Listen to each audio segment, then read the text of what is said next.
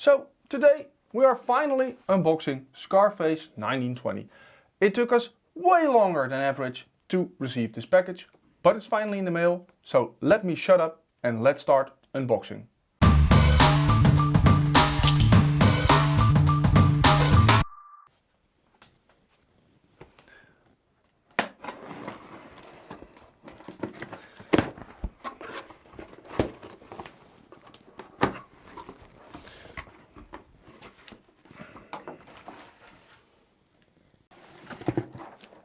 All right.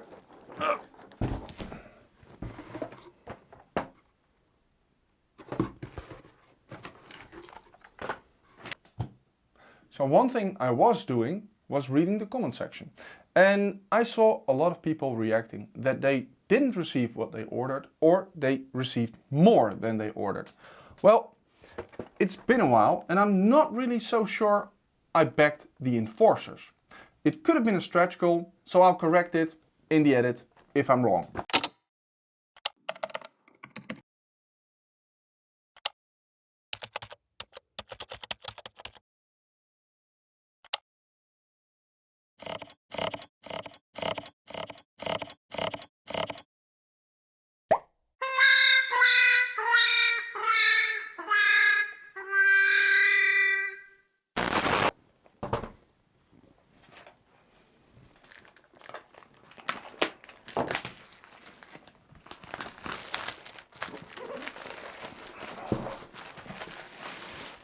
I'll be opening the box right now, and it does has a tight fit. You can even hear it whistle. So thank you for making it happen is one of the first things we can see, and it lists the exclusives which we get for backing the game on Kickstarter, and I'll have to check where we're at the thank you notes, but we're somewhere in these 3 pages of people as a thank you. The rulebook, which seems to have a letter type corresponding with the time period. And my first glance is that it is pretty nice. It's actually, well, you can see everything pretty good. It's not too crowded. It has some space, some flavor text. I like it. Looks good, looks fine. I don't like this. There's a separate rule book, as you would like, for solo mode. Just put it in the normal rule page, rule book.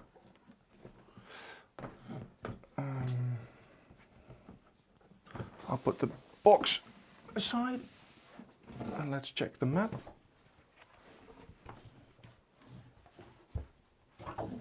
It's quite a big map. We're waiting for some table space here. So the map is way bigger than I thought it was. I think the map is more like 1 meter across and somewhere 80 centimeters above. It's really a giant map. Though it does feel nice and it's not really flimsy. This looks to be okay cardboard. It's not the best I've seen, but it does feel kind of sturdy. I like the linen finish on it. It's a nice board.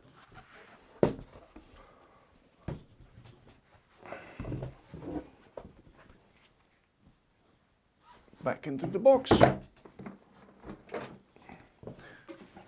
And then we've got some punch-out cardboard. Don't watch the knife, please.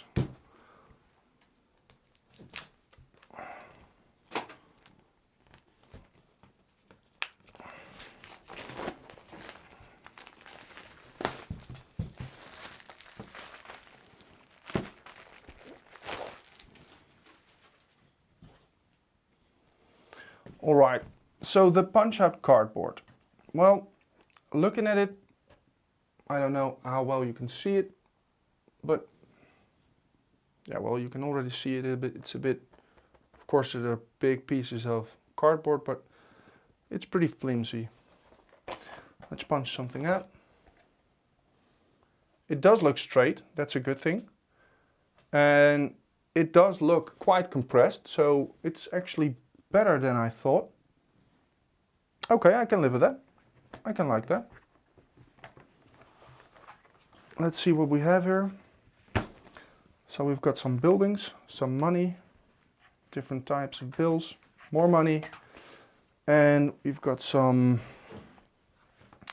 action cards, I believe. Okay. Whoa, jump, jump, back into the box. So if you've watched us unbox Bartzing, you might recognize these trays. In this game, Game Trays was also involved in the making of this game, or at least the making of the trays of this game. And you can really see this in what they've made. So these are all the trays with the player components, the blue, the purple, the teal and the green player. I'll just open one box, and this one has some of the components, the beer crates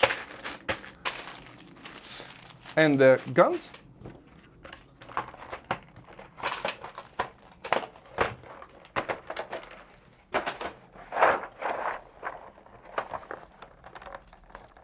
So, all right. So now let's look at some of the plastic they've made. Well, Red Zen is a first-time company, or at least it's their first product.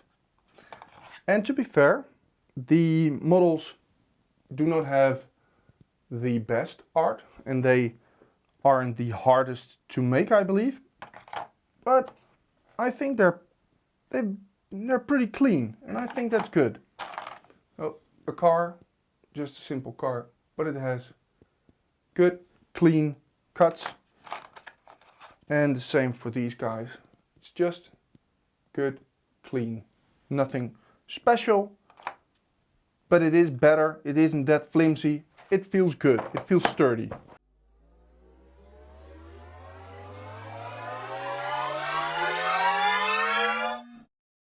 So this is pretty much all other stuff that is still in the box. I'll just have a quick look at the different things. At least they're double-sided player boards. I knew this from the campaign, but it's just always that extra touch which I really like.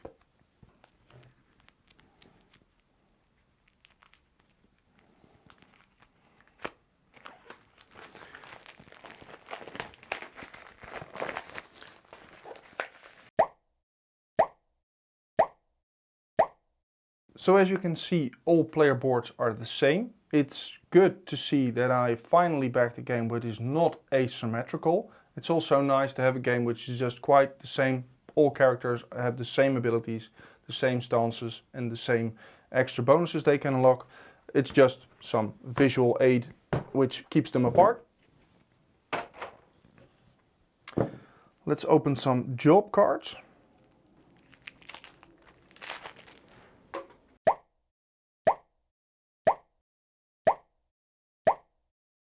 And first glance, the artwork looks to be, of course, in the 1930s, or 1920s, when this game is set in. It's pretty cartoony. It's different than the others. Of course, it does remind me a bit of the player boards, but it's not the same as on the big box.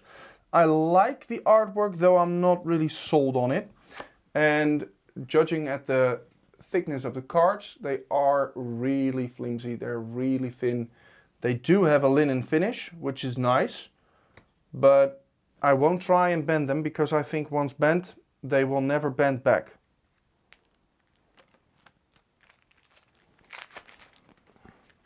So now some of the smaller cards. These are just small cards and they all represent a building or at least a supplier, I guess. Same thing, I like the artwork. It's not the best artwork I've ever seen. And still, also these cards are the same thickness. It's not the best in the world. I could unbox these, but I'll just leave it as they are because they're at least the same thickness of cards. One thing I did do was I was an idiot. When I backed this game, I wasn't a early bird. So these are news articles, and this game revolves around news. So every time the turns in the game are represented by news. And I really like that idea, but I thought, well, you might get bored of the same news items all the time. So I backed the Paperboy, which has some extra cards, but it was an early bird giveaway. And as I said, I was an idiot, so I didn't get the early bird, I just had to buy it.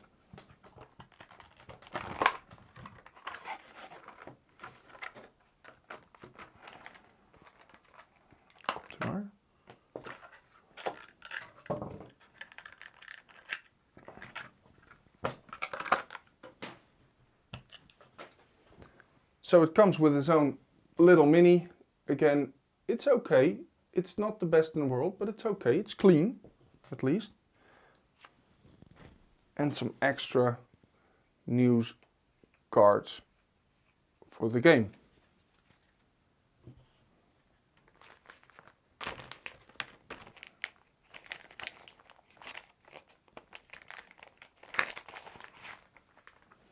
As last, these are the player aids. They look nice. They're reasonably well designed. You can see everything pretty smoothly, and it's okay. I think these will come in handy. All right, so now we've taken a look at the big box. Now let's take a look at the Enforcer box.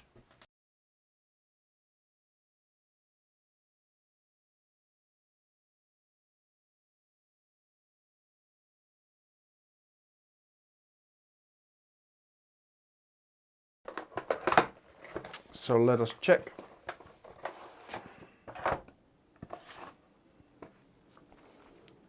Here are some solo mode rules. Some extra types of characters with their own rules, I guess.